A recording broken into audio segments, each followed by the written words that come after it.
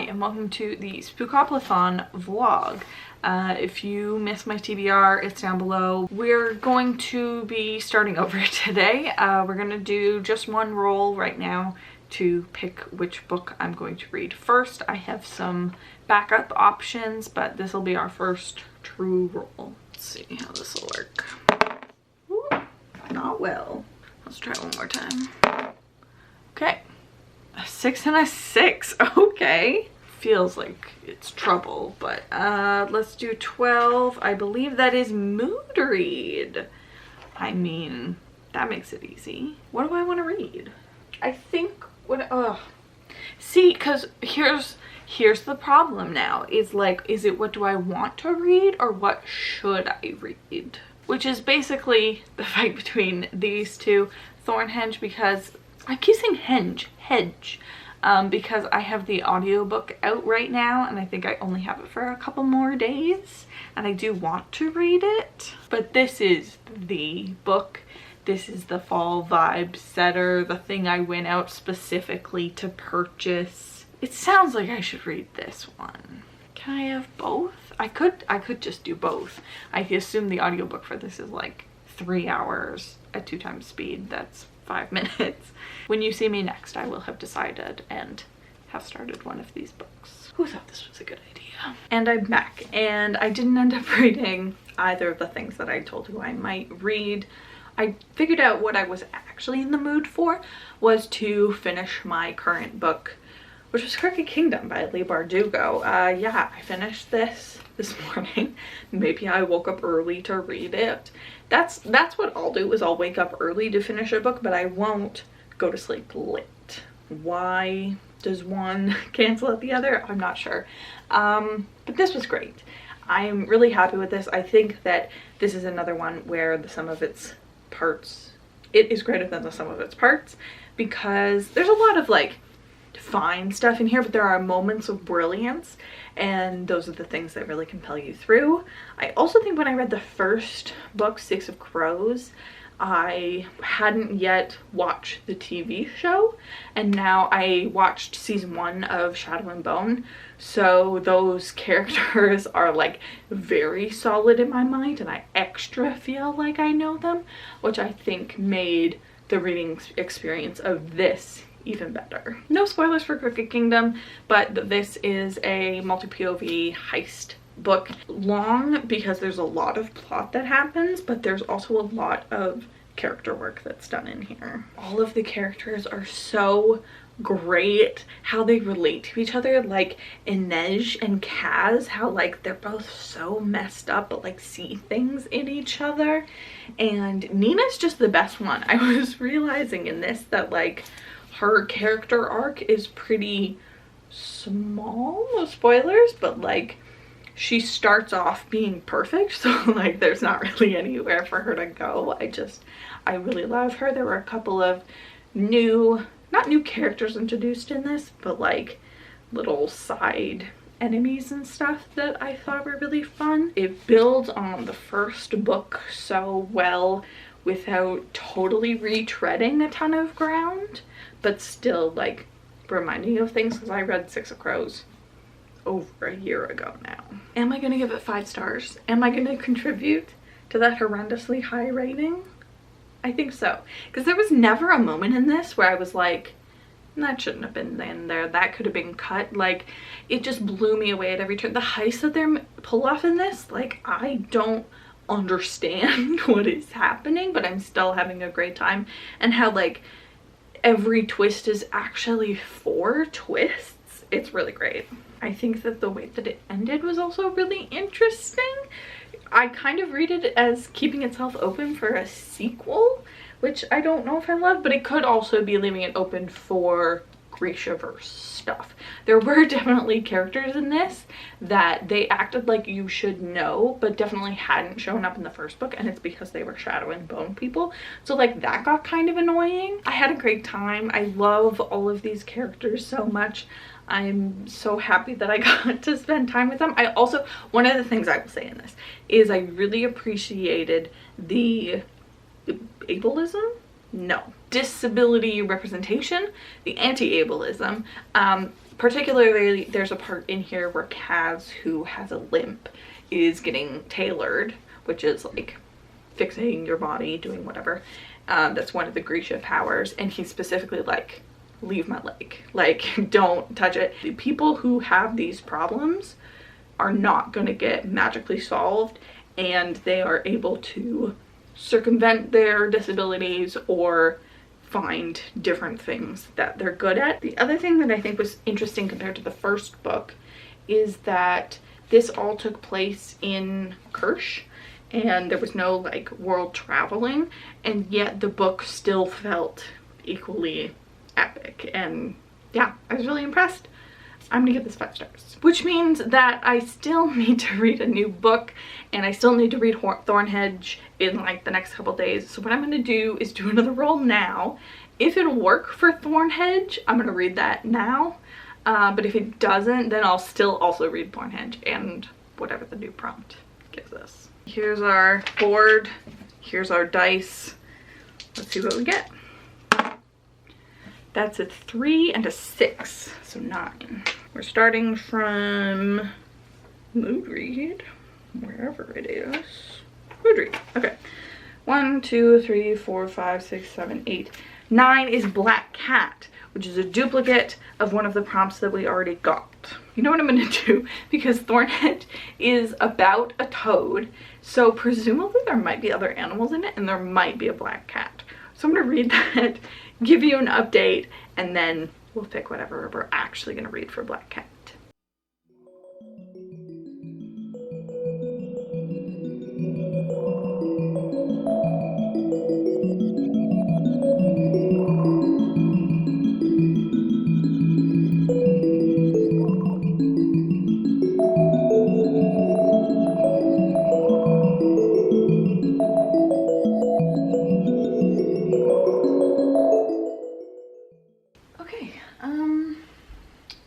Thornhedge.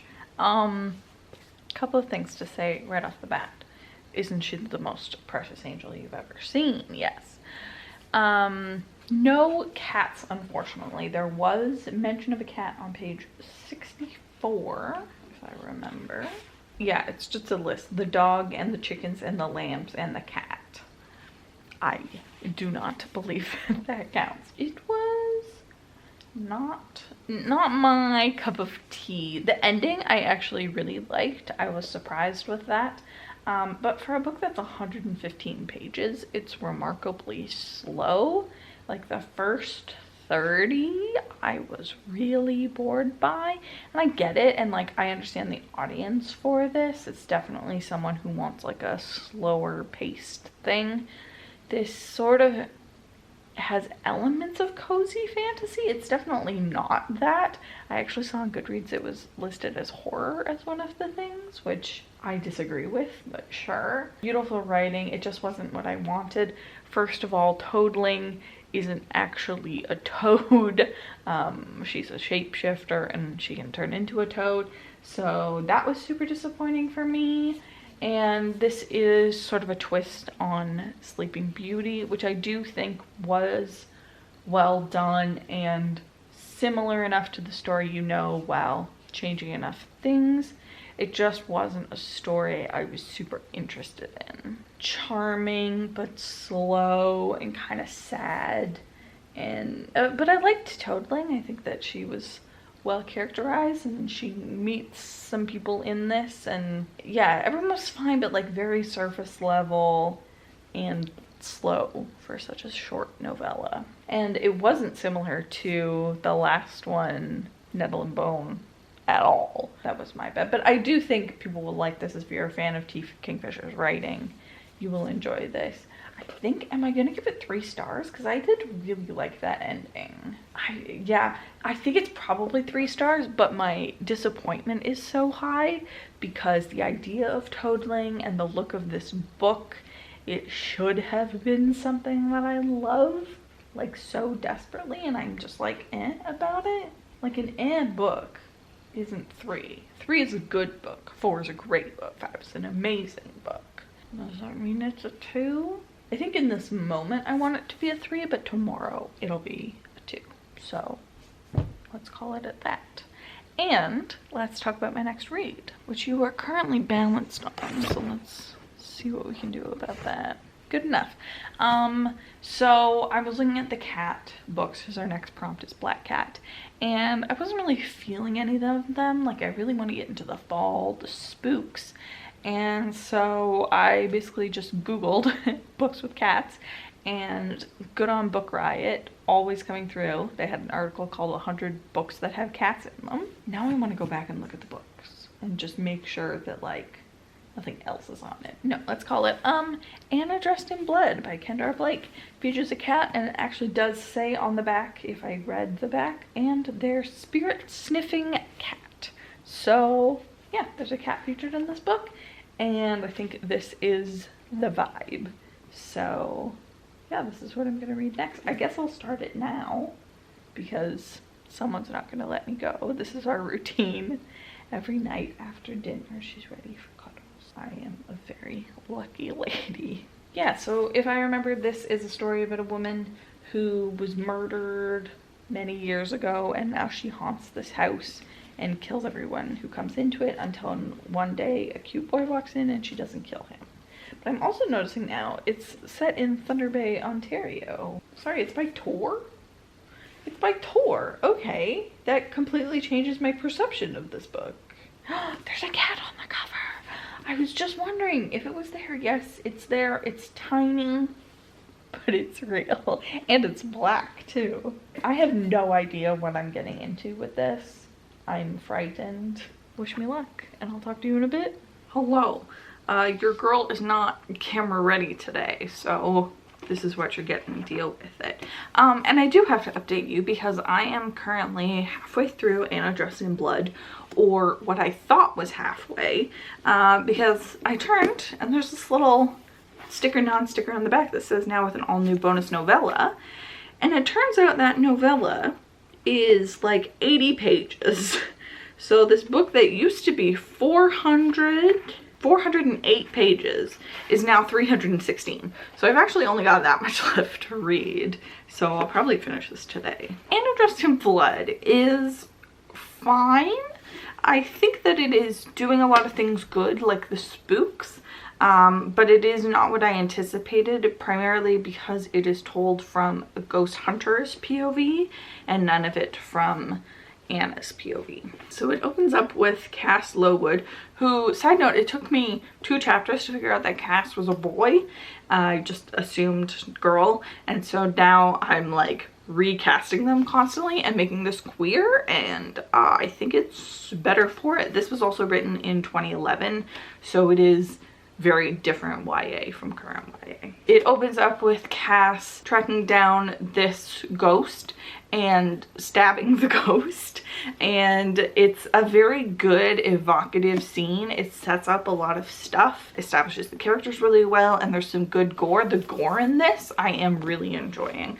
What I'm not enjoying, it is very high school. Cass has to move to this new school and meet the jocks and the popular girl and go to a party and stuff, and I don't care about that kind of stuff as much. All of the stuff that we get with Anna is excellent. Anna was murdered 60 years ago and now kills everyone that enters her house except for Cass for some reason, and they don't know why, and they're trying to figure it out and kill Anna / save Anna, whatever they can possibly do. So they're assembling this little ghost hunting team, and it's good. It's just like only good.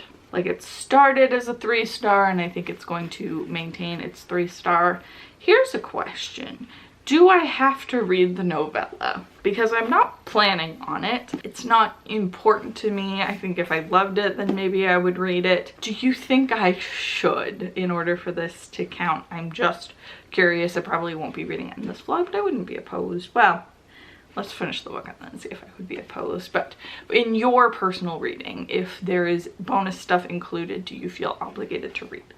Yeah, no big complaints, but also not really a big win. So I'm gonna go ahead and finish it, mostly because I'm just so excited to get to our next roll. I really should do videos like this more often because it fully motivates me to get through something because I want to find out what the next thing I'm going to read is. But also the terror. Hi, welcome back. Before we discuss the next book, Anna Dressed in Blood, which I did finish, I want to do a brief interlude because I did some book shopping. First up, a book I'm surprised to have. This one I actually found in a little free library. Verity by Colleen Hoover. I have plans to read this for a video.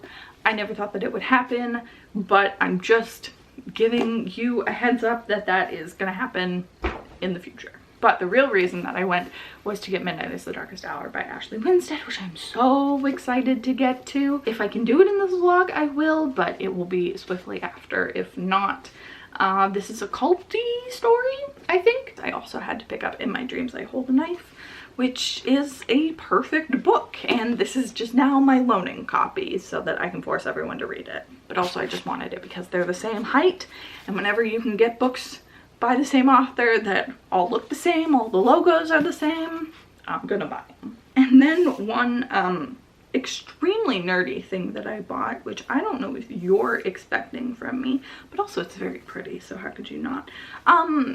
Should I precursor this with, I play Dungeons and Dragons. I have a group that's been running for many years now, and so this is a campaign in a book, and it's called Oz, and look at it. It's perfect, it's stunning. I can't wait to get into this. It's a whole collection of potential adventures that you can do, potential maps, but mostly it's the creatures. We have fighting trees from the movie Who I'd Love, Who Give Me Nightmares. This is a whole sign language for gargoyles. This is Patchwork Girl, a doll. I need to find the one that forced me to read this book. Yes, it's here. These are Utensians. They're a race of utensil people, and it's got all of their stats and stuff, and I'm so excited. I'm slowly going through this book and trying to come up with a new D&D campaign. A short one. It's too beautiful to pass up too. Like, this is an incredibly beautiful book that will look amazing on my shelves, and maybe I'll do a whole Oz themed reading vlog because I should. Anyway, let's talk about Anna Dressed in Blood and what I thought about it. It's fine. You know, this is the perfect definition of a 3-star book. I didn't end up reading the epilogue, the next book.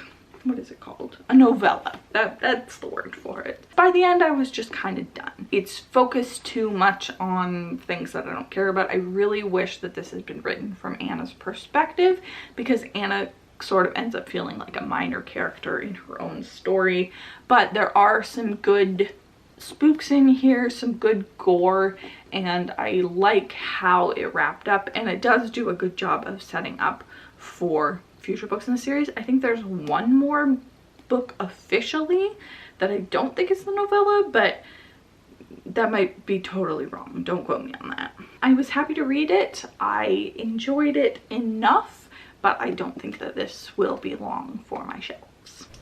All right, next roll. That's a 5 and a 3. Starting at Black Cat, that puts us at Pumpkin Spice. If you ever watch my vlogs and think that the rolls are a little too convenient and are suspicious of me fudging the results, I never do it. Like, actually never. I'm very proud of it. I think about it a lot because it would just be so easy to fake. The only instance is this time. But I stand by my choice because I rolled, where is it? I rolled Pole Pick, which is one before the roll that I actually got, and I just didn't think Pole Pick was very exciting. I just thought, like, I'm just gonna pick some of the books that I've already picked, but I've already done a TBR, so I might as well re-roll, and I got very lucky to land on Pumpkin Spice. Which, of course, you know I had to read you again for. I waited a little bit to read this because I actually just went on a trip to New York City, and this is set in New York, and it was actually so lovely to do there, just like little bits of the atmosphere, and I was very happy that I flipped to the end because we have Kate Goldbeck's Guide to New York City, where she just lists out a bunch of places that are in the book. The only one that was sort of near me was the King of Falafel, which we did notice a huge line right there for it, so that was very exciting. I had a vision of taking this book into Central Park and taking a picture with it, which didn't end up happening, but you know, use your imagination. Should I talk about New York first, or should I talk about the book? Let's talk about the book, because that's what you care about. I loved this. This was so perfect. It takes place over the course of like 10 years, which I think is a very appropriate length of time for When Harry Met Sally. Very strictly enemies. Like, they really hate each other, and they just sort of click at a point where neither of them are quite themselves and trying to work through it. I also really like that they don't magically change. Like, he sucks and he continues sucking for a very long time and isn't just like sort of fixed by this girl. I should use their names. Josh is him and Ari is her, and I just thought it was very lovely the way that they speak to each other. The banter. Ooh, if you want banter, you have to pick this thing up. Also, excellent flop factor for a paperback. Huge. I also love the way that it's broken up. Every chapter switches between POVs, but there's a little symbol for what they do. He's a chef and she's a stand-up comedian, improviser. I also really love the supporting characters in this. We have Ari's roommate and Josh's sister, who both feature pretty heavily, as well as a couple of other people, and I thought that they were super well integrated and felt like real people. All of these people felt like real people with real problems that didn't have super simple solutions. Like, this wasn't just a case of like everyone just needs to communicate better. These were like fundamental issues that people had to grow and learn from. But it's not like all a downer. There's downer moments, but overall this is a very fun book, which is what I was really looking for. Sometimes I find in like millennial fiction there's a lot of bemoaning capitalism. Not that I don't bemoan capitalism bad, but I don't really want that in my fiction, and this did a good job of pointing it out, but then finding something else to think about, other things in the characters' lives. And I really, really loved it. I think some of the pacing at the end could have been fixed, but that was fun. I also learned that, so Ari in the book is polyamorous. She doesn't strictly use those words, but the author does describe herself as polyamorous, and I thought that that was a really cool touch and approached in a very nuanced way that I really enjoyed. Also learned that the author grew up, maybe not, started writing Raylo fanfic, and so you look at this cover and you're like, yes. She calls Josh for part of the book Tall Angry Sweater Man, I think is it, and if that's not Kylo Ren, I don't know what is. It's blurbed by Ali Hazelwood, and I think that people who like Ali Hazelwood will like this, but I think more so if you're just a fan of When Harry Met Sally or rom-coms and banter. Like, I can't imagine someone not loving this, other than they are slightly unlikable. But I thought that this was perfect. This is also quite long. It's over 400 pages, which is long for a romance, but I would have read 800 pages of this thing. I thought it was perfection. And confirmed for pumpkin spice, this does get very explicitly spicy, so I'm glad that it fit the prompt. This is like an easy 5-star new favorite for me. Am I affected by reading this in New York? Possibly, but I will take it. Speaking of New York, let me tell you what I did. Let me not tell you what I did, because all I did was go to see shows. Very, very brief synopses. I went to see Shucked, which is a musical about corn. They changed the playbill for October because it's candy corn, and this is a very strange musical. It is a collaboration between 2 country artists and 2 like comedians, and so yeah, the songs in the book don't really go together very well, but there are some excellent jokes in this. A rowdy crowd. All of these crowds were kind of rowdy, but some excellent jokes that I will integrate into my everyday life. The one that they had was, someone says, my dad always said, when one door closes, another door opens. Other than that, it's a pretty good truck. That one will forever be in my head. I also went to see Sweeney Todd, starring Josh Groban and Annalee Ashford. This was absolutely incredible. Of course, we were going for Josh Groban because he's Josh Groban as Sweeney Todd. What more can you ask for? But Annalee Ashford absolutely stole the show. She has such incredible comedic timing. Like, she is the character. Her accent is weird. Yes, we all know the accent is weird, but like seeing her, she just makes so much sense in this role, and she can sing anything. She's a little too good for this role because sometimes she's singing and you're like, oh, that's Glinda. Oh yeah, no, of course, because she did Glinda. Like, she can do anything. I was so thrilled to see her. And then finally, the ticket of the year, Merrily We Roll Along, starring Daniel Radcliffe, Jonathan Groff, and Lindsay Mendez. This was every bit as incredible as you think it's going to be. I think that the story of Merrily is a little bit challenging. It's a story about these three friends and the destruction of their relationship, but it's told backwards in time. So it's very high concept and a little bit too intimate for the big Broadway feel, but all of the performances in this were incredible, and I'm so happy to have seen it.